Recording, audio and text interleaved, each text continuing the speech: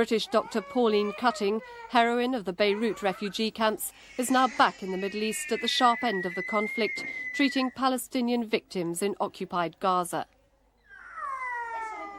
I get upset sometimes by the brutality.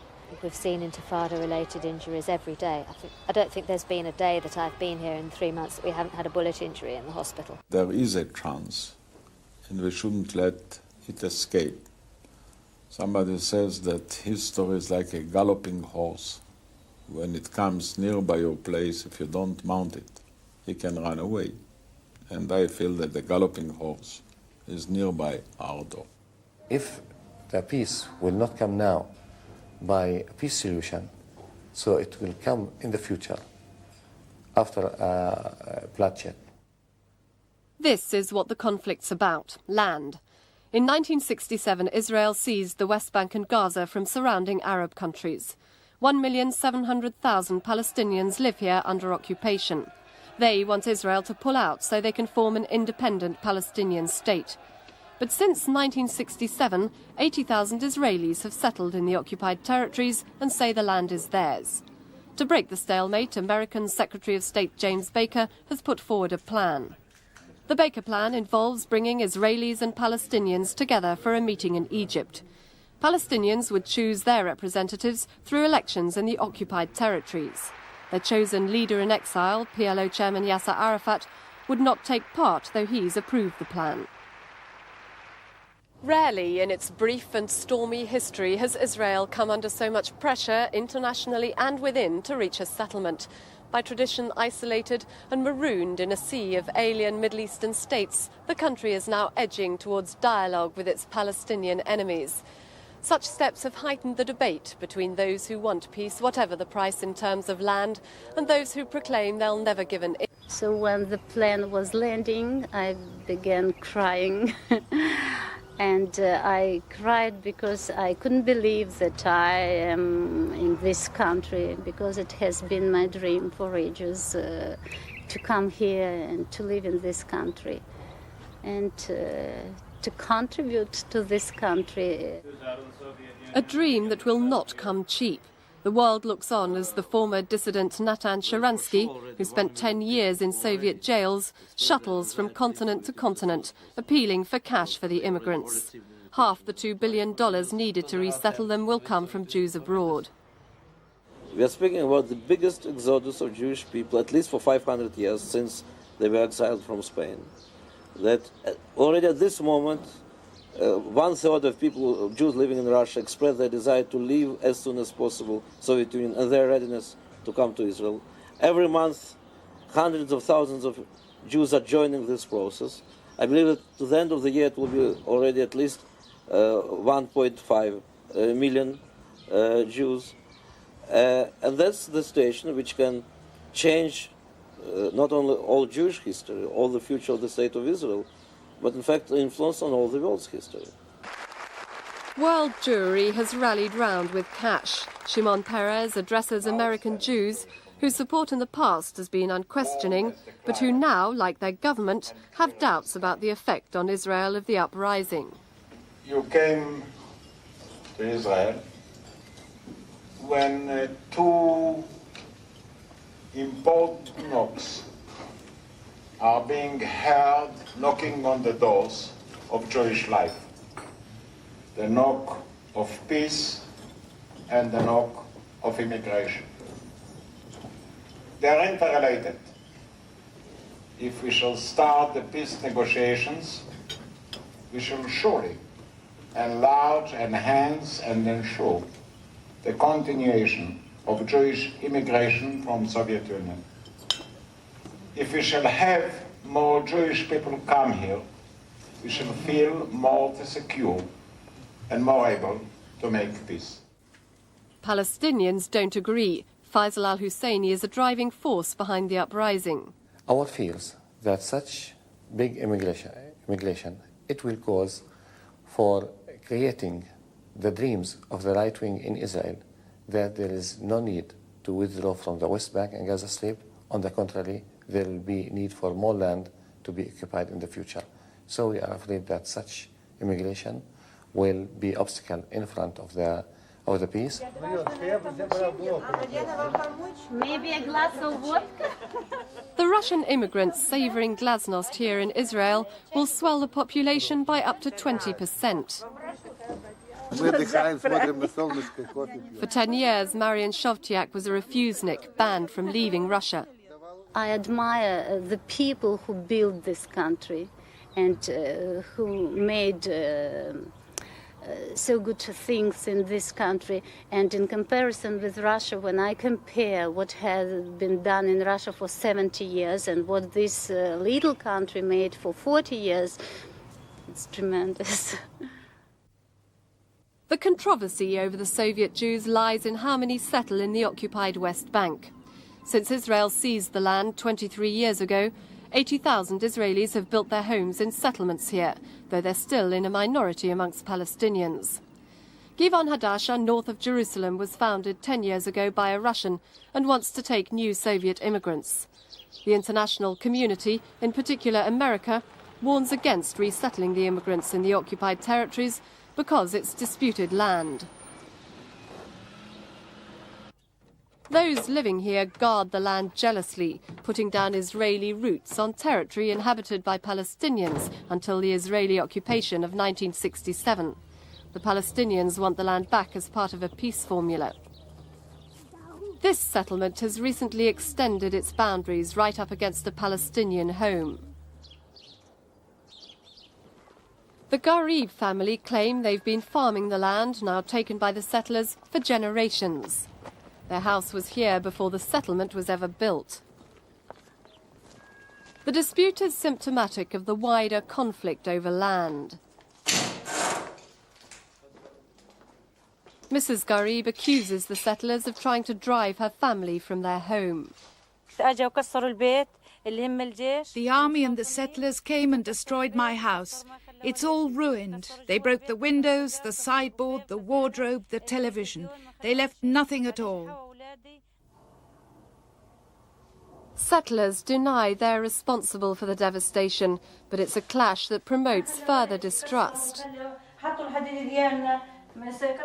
Palestinians fear if Soviet Jews are settled in the occupied territories, they stand to lose everything. I want a Palestinian state. I don't want Jews because they drive us mad. They've left us with nothing and they harass us all the time. The fight for a Palestinian promised land is costly. 650 Palestinians killed and 40 Israelis, and 40,000 Palestinians injured. This boy lives in the Makassar hospital in East Jerusalem, tending his 13-year-old brother who was maimed by an Israeli incendiary device. I was eating with my family. As I was untying my shoelaces, I heard an explosion. I don't know what happened. We were taken to hospital. My auntie, the neighbours and everyone saw the army as they fired the bomb. We had a 10-year-old come in not so long ago who'd been beaten unconscious and who had big wheals, bruises over his head, and he was brought in unconscious. And I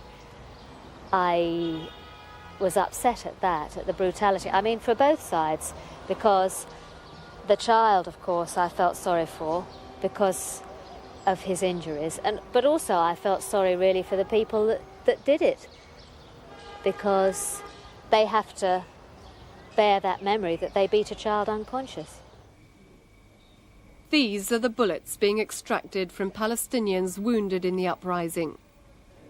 The bullet injuries have been mainly of two types: the plastic bullets, which are these small plastic bullets which are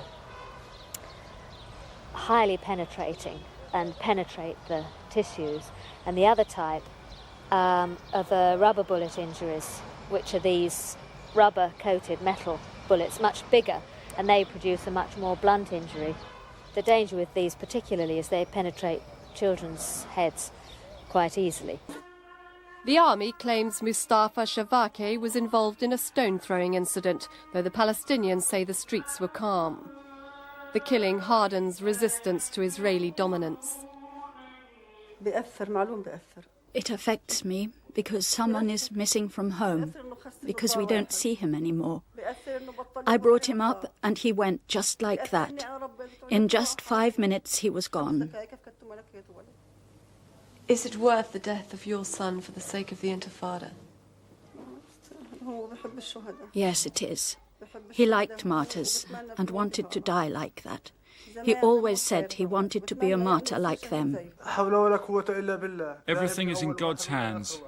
My son died for Palestine and the Palestine Liberation Organization and Yasser Arafat and the Palestinian people. He's not the first and he won't be the last. The occupying Israeli force constantly watches over the Palestinian people. Israeli soldiers set up camp above the towns and villages of the occupied territories. Powerful binoculars home in on the Jabalia refugee camp in Gaza, where the Intifada first began. The soldiers police the occupied territories according to the policies of politicians. So how did they justify the brutality? Benjamin Netanyahu is a leading hawk in the right-wing Likud party. The problem of a democracy facing massive rioting, provocations, people who take rocks, not simply small stones, but rocks with metal spikes and dropping them on people's heads, people who burn civilians in cars. How an army defends against that obviously involves the use of force. We try to keep the casualties to a minimum.